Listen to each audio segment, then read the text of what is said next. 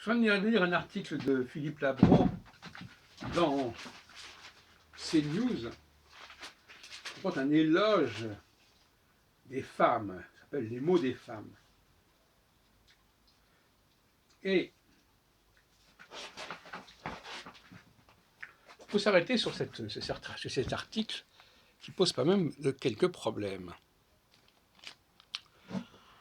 Alors, il dit par exemple que le nombre de femmes qui, en France, publient des romans qui marchent est considérable.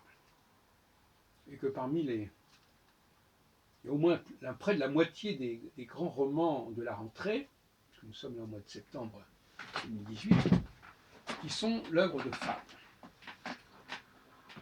Et curieusement, il le dit, il reconnaît que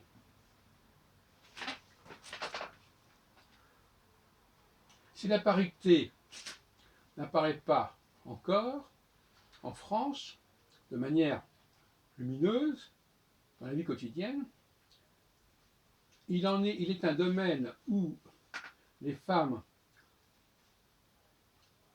jouent un rôle considérable, ce sont les livres. Alors, je voudrais revenir sur cette question des femmes et du livre et de la littérature.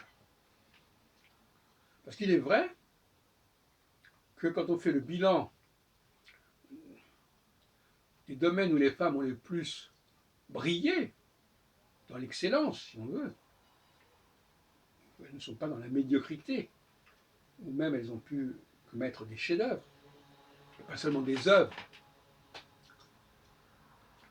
c'est probablement dans la littérature. Et à mon avis, c'est intéressant de montrer que c'est un domaine qui correspond bien aux femmes, par opposition à d'autres domaines, d'ailleurs. Ah bah oui, on peut avoir le beurre et l'argent du beurre.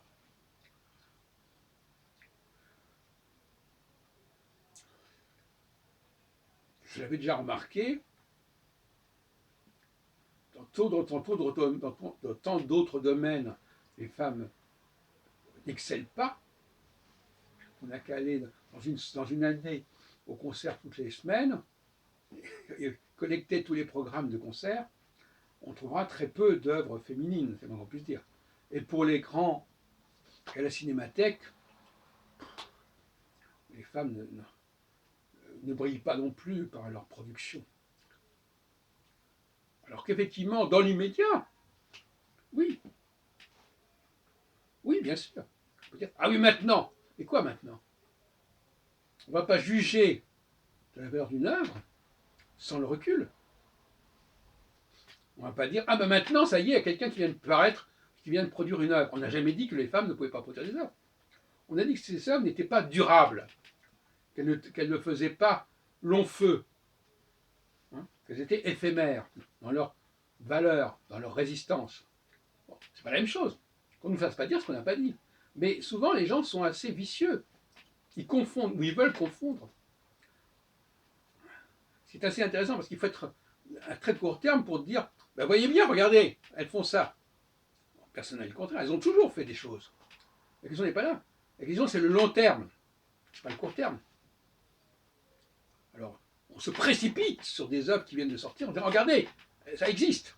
Évidemment, ça existe. Et après, justement, qu'est-ce qui va se passer après?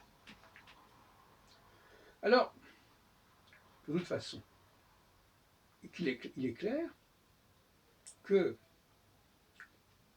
les femmes ont une mémoire remarquable, une mémorisation remarquable, elles accumulent des données, alors que les hommes, eux, préfèrent libérer leur esprit et leur mémoire. J'ai toujours dit que la capacité des femmes à garder dans leur tête des informations, des données, est comparable à leur capacité à garder un enfant dans leur corps. Donc elles conservent, elles gardent. Alors que les hommes, eux, sont plutôt...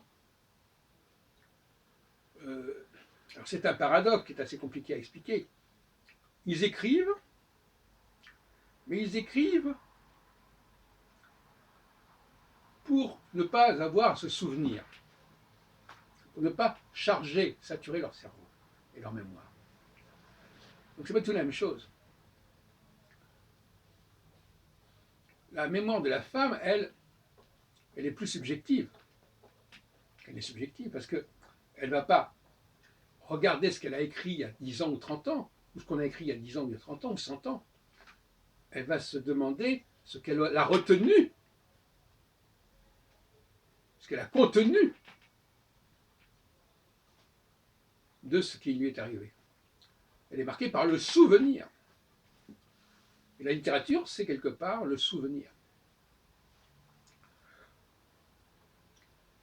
Donc que la femme se souvienne, de façon intéressante, d'une sorte de choses qui lui sont arrivées, ou en tout cas dont elle a le souvenir, ça n'a rien pour me surprendre. Mais c'est cantonné dans le domaine de la littérature. Parce que justement, la littérature a ses propres codes. Elle a son propre périmètre. Quelqu'un qui écrit un livre, le lecteur n'a pas à avoir une culture énorme. Un roman. On lui fournit tout. Donc quand Labro dit qu'il y a beaucoup de femmes qui sont les lectrices, sont la majorité des gens qui achètent les bouquins, ça n'a rien d'étonnant non plus. Parce que la littérature, c'est pour les gens qui n'ont pas de culture. Il est plus facile de lire un roman que de lire Le Monde, le journal.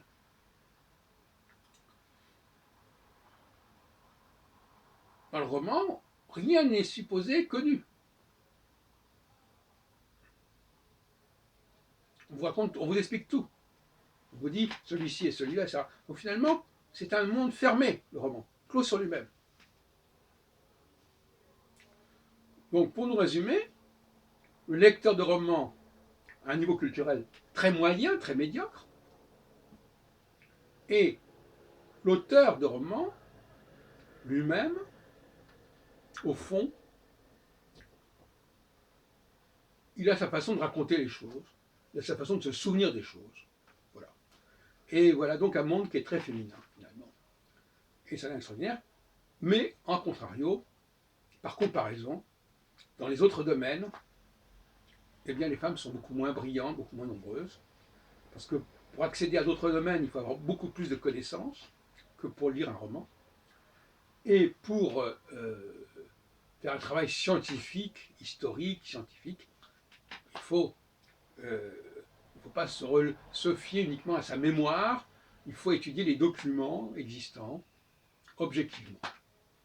Voilà ce que je répondrais à M. Labro.